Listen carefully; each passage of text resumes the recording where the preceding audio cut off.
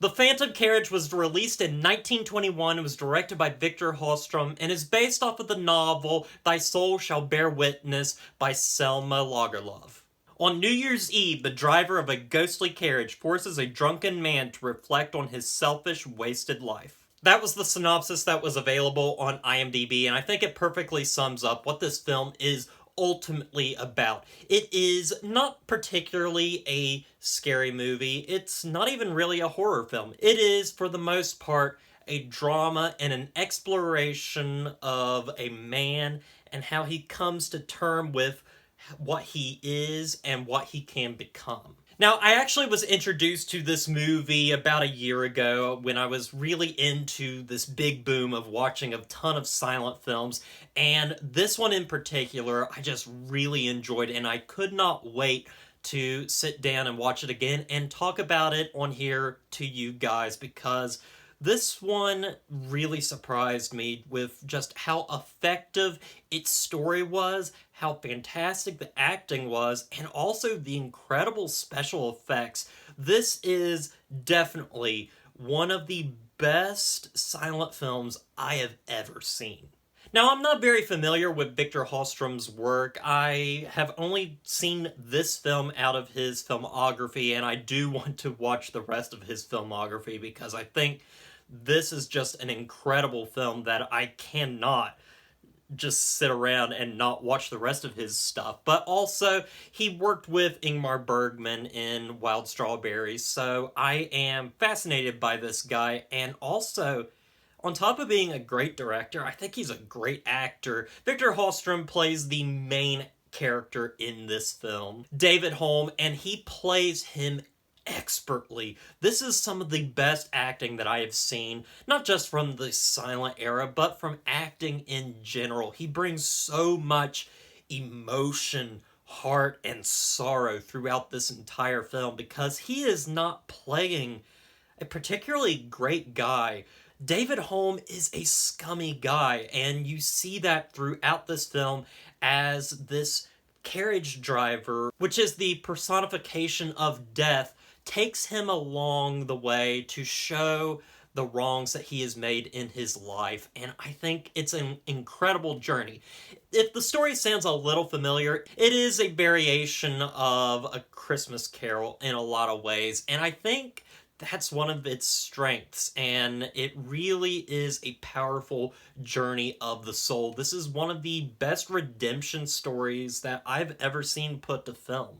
And you can't talk about this film without talking about its groundbreaking special effects that really seem trivial nowadays, but are incredibly well done for 1921. I'm talking about the double exposure that's used in the film to overlay two images on the screen. They do this a lot for the carriage scenes as well as the character of David Holm, who is basically a ghost through the majority of this film. Our main character dies and is taken by death to go around with him, picking up souls of the dead to take into the afterlife. And it is really cool how they perform this effect because you can see right through him. He's this ghostly form, and it's very well done and very convincing and just incredible that this was able to be done in 1921.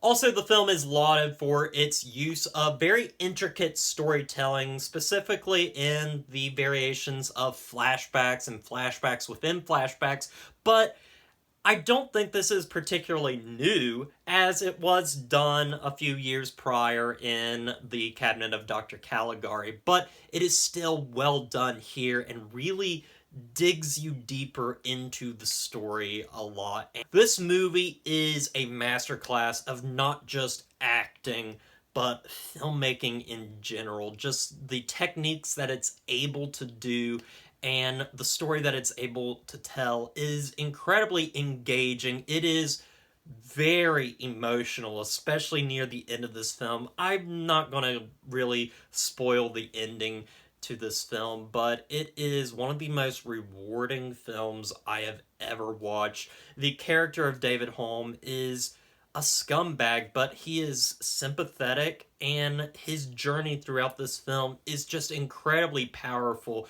Victor Hallstrom does such a great job of conveying the emotions of this character. You root for him all the way, even though he has done some terrible things in his life. But I think that's the makings of a great character, where you can see their faults, but you can still love them nonetheless, and you want to see them reform. And as I said, this movie isn't really spooky or anything. It does have some creepy imagery, like the personification of death, the idea of him picking up the souls of the dead can be a little creepy. There are some really interesting creepy imagery throughout the film, but it's not particularly a scary film. It is, for the most part, a drama, but I think for Halloween, it is a perfect film to watch during the season. I think it's just got such great trappings with it. I think it's a powerful film, and I absolutely love it. And you can see its influence in films even today. For an example, there is a scene with somebody knocking down a door with an axe. You can definitely tie that together with Stanley Kubrick's The Shining.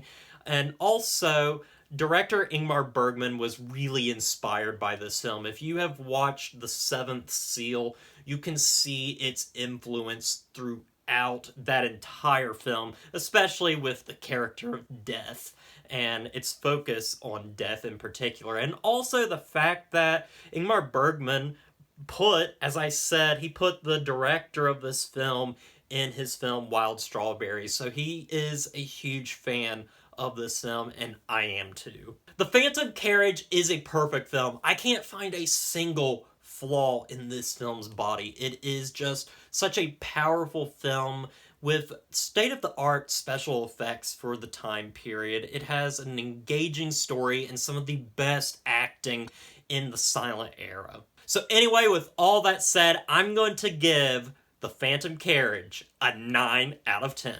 It is definitely a perfect movie. It's not necessarily one of my favorites, though. I mean, I like a lot of other films more than this film, but I cannot deny how powerful this film is and how rewarding it ultimately is as well. Anyway, guys, I want to thank you for watching this review. I hope you enjoyed it. Look forward to more Halloween horror reviews coming soon. Next week, we're going to be looking at a completely different film that I have not seen yet, so I'm looking forward to that. It is a documentary, of all things, a silent film documentary. So anyway, look forward to that, and as always, don't forget to like, comment, and subscribe to the channel, and I'll see you guys in the next review.